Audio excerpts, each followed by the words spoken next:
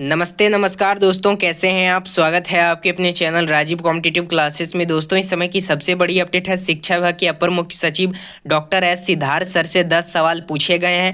10 सवाल में उनसे पूछे गए हैं कि ठंड की छुट्टी कितने दिनों को मिलेगी, गर्मी की छुट्टी कितने दिन की मिलेगी, और बहुत सारे चीज़ें के बारे में पूछे गए हैं। शिक्षकों के लिए और छात्रों के लिए बहुत इंपॉर्टेंट बातें हुई हैं। इस वीडियो को जितना हो सके उतना शेयर कीजिएगा तमाम शिक्षकों के पास, ताकि उनको पता चल सके कि क्या क्या 10 सवाल जो पूछे गए हैं उसमें क्या कहे गए हैं। और अभी तक चैनल को सब्सक्राइब नहीं किए हैं तो कर लीजिएगा, बेल आइकन को प्रेस कर लीजिएगा, ताकि इससे रिलेटेड कोई भी अपडेट हो तो सबसे पहले इस चैनल पे आपको मिले। तो पूरा वीडियो देखिए, क्या कर रहे हैं डॉक्टर एस सिद्धार्थ।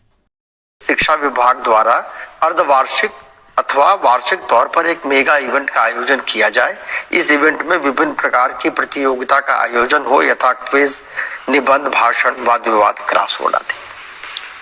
देखिए, ये सुझाव बड़ा अच्छा है और यूजुअली जो अन्य एजेंसी सारे आयोजित करती है ओलंपियाड करके, तो हम लोग इस ओलंपियाड की प्रथा को फिर शुरू करेंगे। और विशेषकर मैथ्स ओलंपियाड, साइंस ओलंपियाड है, ये दो सब्जेक्ट है जो बहुत इजीली हम लोग इवेलुएट कर सकते हैं। जहाँ तक वाद विवाद और एसे और राइटिंग है, ये इसमें इवेल्युएशन का बहुत कठिन प्रक्रिया है, बट उसका भी हम लोग रास्ता निकालेंगे। लेकिन हम लोग शुरू करेंगे पहले मैथ्स और साइंस से, जो इमीडिएटली हम लोग उसको ऑनलाइन एग्जाम लेंगे और उसके बाद रिजल्ट आ जाएगा। और भाषा है और जो वाद विवाद है, इसके लिए अलग से कार्यक्रम। बट मैं ज़रूर इस सुझाव से सहमत रखता हूँ और हम लोग कोशिश करेंगे कि जल्दी ही जल्द ये ऑनलाइन जो ओलंपियाड की प्रक्रिया है, ये क्लास 4, 5, 6, 7, 8, 9, 10 सबके लिए हम लोग आयोजित करेंगे।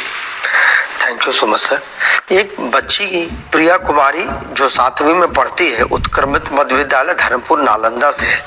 इसने सवाल पूछा है सर कि स्कूल का संचालन फुल डे है, जिसके कारण यूनिफॉर्म की सफाई, स्कूल बैग, जूतों की सफाई एवं बाल और नाखून की कटाई का पर्याप्त समय नहीं मिल पाता है, जिसके कारण कभी कभी गंदा यूनिफॉर्म या नहीं सूखने के कारण गीला यूनिफॉर्म ही पहनकर स्कूल जाना पड़ता है।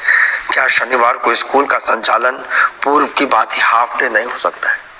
देखिए, हाफ डे का तो समस्या है, क्योंकि आरटी में हमको एक सप्ताह में कितने घंटे पढ़ाना है निर्धारित है। और यदि बच्ची को ये समस्या है, ये समझता हूँ कि जब भी मैं किसी विद्यालय में जाता हूँ तो बच्चा बोलता है कि मैं पूछता हूँ कि क्यों यूनिफॉर्म नहीं, सर वो गीला हो गया, पीछने के लिए डाल दी जी।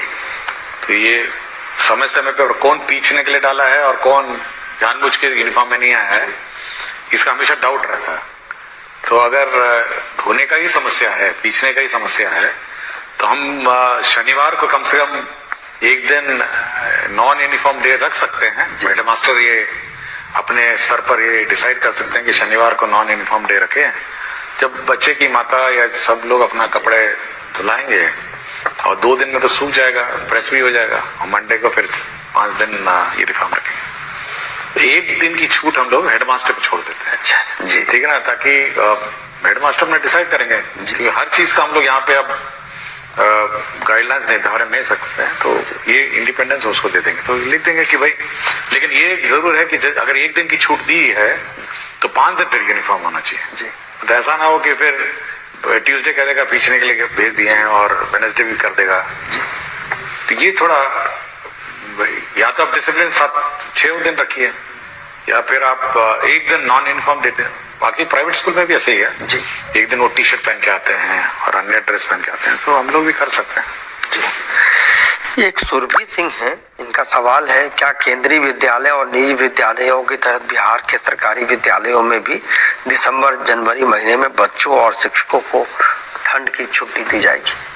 देखिए, इस बार हम लोग समर वेकेशन का टाइम निर्धारित कर देंगे और बिल्कुल स्पष्ट डेट से, मतलब इस तारीख से इस तारीख तक हम लोग दिसंबर में निर्धारित कर देंगे, ताकि सभी जो भी टीचर हैं अपना समर वेकेशन प्लान कर सकें पूर्व से।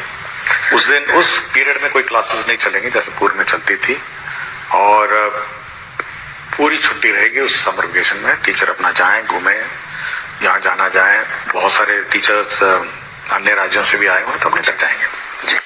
और समर वेकेशन के पूर्व केवल इतना ही हम लोग टीचरों से अनुरोध करेंगे कि समर वेकेशन में आप बच्चों को होमवर्क देंगे, समर होमवर्क देंगे और प्रोजेक्ट वर्क देंगे। जैसे प्राइवेट स्कूल में होता है ना कि आप एल्बम बना के लाइए, अपने गांव में कौन कौन पत्ते हैं, कौन कौन फूल हैं, या कौन कौन जानवर के चित्र हैं, तो ये कुछ होमवर्क जो है वो आप समर वेकेशन में देंगे, लेकिन क्लासेस नहीं होंगी। तो ये बिल्कुल हम लोग इस बार दिसंबर में ही पूरे साल का कैलेंडर निकालें। जहां तक इस विंटर के हॉलीडेज की बात है, तो बिहार में जो मौसम का जो रुख रहता है, एक समय होता है जब वैसे ही ऑटोमेटिकली डिजास्टर मैनेजमेंट में छुट्टियां डिक्लेयर हो जाती हैं जी। और ये शक्तियां हम लोगों ने डीएम को दी हुई कि डीएम अपने आप छुट्टी जब अधिक ठंड हो जाती है डिक्लेयर कर दीजिए, तो विंटर वेकेशन वैसी हो जाती है जी। तो समर हम लोग फिक्स कर देंगे और वो भी हम लोग इस बार टाइमिंग देख लेंगे कि कब अधिक गर्मी है, कब है, क्या है, और उसी अनुसार लास्ट ईयर का जो टेम्परेचर ट्रेंड रहा है उसी के अनुसार उसको मैच करके हम लोग समर वेकेशन देंगे। और विंटर तो ऑब्वियसली। Thank you sir. एक बीपीएससी की टीआरई 1 की शिक्षिका है ऋतु राज, प्राथमिक विद्यालय 5 गाछी टेढ़ागाछ किशनगंज से। इनका सवाल है कि शिक्षा को रुचिपूर्ण और बहुआयामी बनाने के लिए स्कूलों में स्मार्ट कार्ड, स्मार्ट बोर्ड या प्रोजेक्टर उपलब्ध करवाने के बारे में भविष्य का क्या प्रावधान हो सकता है। एनिमेटेड पाठों का समावेश छात्रों का ध्यान आकर्षित करती है, जिससे गतिशील शिक्षण वातावरण बनता है और सीखना दिलचस्प और बहुआयामी होता है। देखिए, हम लोगों ने बिल्कुल किसी टीचर को रोका नहीं है। आप 42 इंच का टीवी खरीद लीजिए और अपना क्लास चले जी। और जो सरकार जो शिक्षा का कोष उनका है, जो राशि है विकास मत है, आप खरीद लीजिए, मना नहीं किया। बाजार में अपना लोकल में जाइए, टीवी खरीद लीजिए, यूएसबी पेन ड्राइव लगाइए, काम का क्लास चला लीजिए। तो ये हम लोगों ने किसी को नहीं रोका।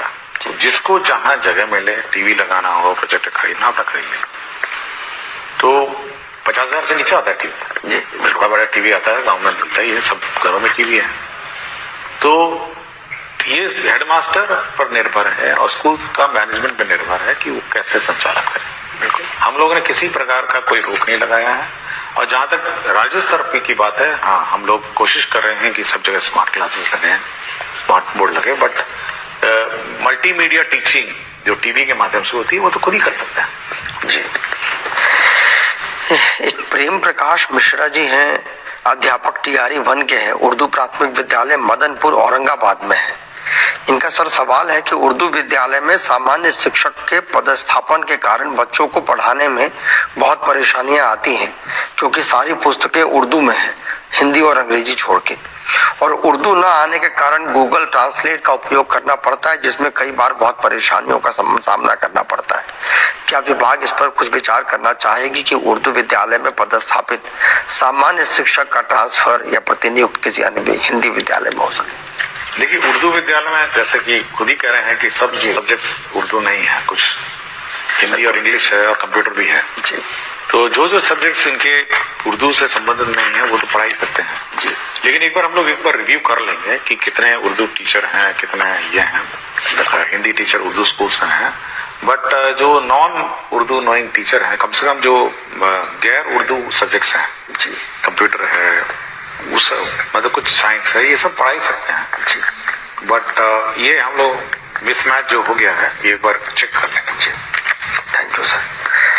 क्या विनय स्कूल शिक्षक है सीवान से, क्या अब कक्षा 8वीं और 10वीं के बच्चों को मुख्यमंत्री बिहार दर्शन योजना के द्वारा भ्रमण नहीं कराया जाएगा? क्या बच्चों को अपने से ही कहीं भ्रमण के लिए ले जाया जा सकता है? यदि हाँ, तो इसके लिए क्या करना होगा? देखिए, ये कंपल्सरी है।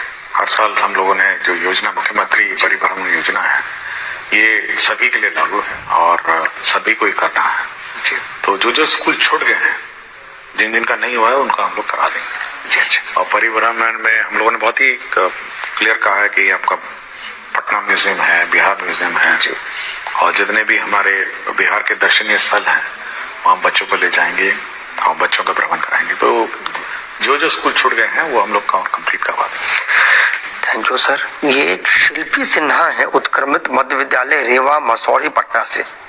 इनका प्रश्न है कि प्राथमिक से लेकर उच्च माध्यमिक तक सभी बच्चों के लिए विद्यालय का समय एक ही क्यों है? क्या प्राथमिक विद्यालय में बच्चों के समय में थोड़ा बदलाव किया जा सकता है, क्योंकि इन कक्षाओं के पाठ्यक्रम में बहुत अंतर है? अगर यह संभव हो तो इस पर कुछ विचार किया जाए। हमने पहले भी कहा कि मल्टी टाइम स्लॉट सिस्टम हम लोग लागू करने वाले हैं जी, और छोटे बच्चों के लिए अलग टाइमिंग और बड़े बच्चों के लिए अलग टाइमिंग, और ये छूट हम लोग हेडमास्टर को देंगे कि कौन क्लास में छोटे बच्चे पढ़ेंगे, कौन क्लास में बड़े बच्चे पढ़ेंगे। तो ये छूट हम लोग देने वाले हैं। थोड़ा सॉफ्टवेयर में इसको अपडेट करने की आवश्यकता है, क्योंकि अटेंडेंस सिस्टम इलेक्ट्रॉनिक है जी। तो जैसे ही ये स्लॉट सिस्टम अपडेट हो जाएगा, हम ये लोग हेडमास्टर को ही ऑथराइज कर देंगे कि आप छोटे बच्चों के लिए अलग टाइम रखिए और बड़े बच्चों के लिए अलग टाइम रखिए, क्योंकि बड़े बच्चे छोटे बच्चे खेल कूद, आर्ट, कल्चर, बाकी सब अन्य विद्याओं में करेंगे, और बड़े बच्चों का जो कोर्स वर्क है कुछ ज्यादा रहता है जी, उसका अलग टाइम नहीं रहेगा जी। तो मल्टी टाइम स्लॉट सिस्टम हम लोग टाइम लागू करने वाले हैं जी। ये बहुत उपयोगी है सर। ये कुमार नरेंद्र है, प्रधानाध्यापक राजकीय मध्य विद्यालय वंशी पचड़ा, तरियानी शिवहर से। इनका है कि सभी प्राथमिक और मध्य विद्यालय में एक कक्षा अलग से ब्रिज कोर्स का पूरे दिन चलाया जाए, जिसमें अधिकतम 20 चयनित बच्चों को 6 माह में निर्धारित लक्ष्य को प्राप्त कराकर उम्र सापेक्ष कक्षा से जोड़ने का कार्य किया जाए। यह कार्य उच्चतम कक्षा से करते हुए क्रमशः नीचे की कक्षा तक लाया जा सकता है और पूरे साल यह कार्य किया जाए, क्योंकि कई कारण से कुछ बच्चे पढ़ाई में सामान्य रूप से प्रगति नहीं कर पाते हैं और सामान्य कक्षा में उन पर व्यक्तिगत ध्यान देना शिक्षकों के लिए संभव नहीं हो पाता है। इस संबंध में विभाग की क्या योजना है? इसमें हम लोगों ने मिशन दक्ष चलाया और करीब 8 महीने इसको हम लोगों ने चलाया, और अब देखोगे टाइम टेबल में लास्ट टाइम मिशन दक्ष का भी टाइम स्लॉट था, लेकिन ना ही बच्चों ने रुचि लिया ना टीचर ने रुचि लिया जी। और क्योंकि जब सारे बच्चे चले जाते हैं बच्चे रुकते नहीं, तो इसलिए मिशन दक्ष जो है उस टाइम स्लॉट में चलाने।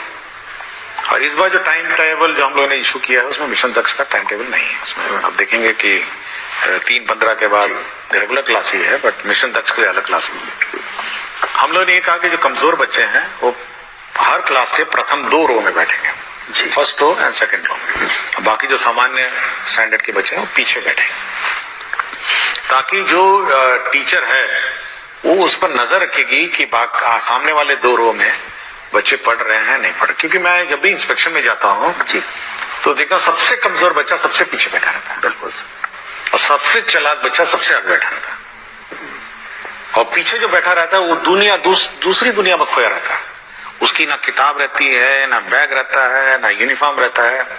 ऐसा लगता है जैसे जबरदस्ती वो स्कूल में बैठा है जी।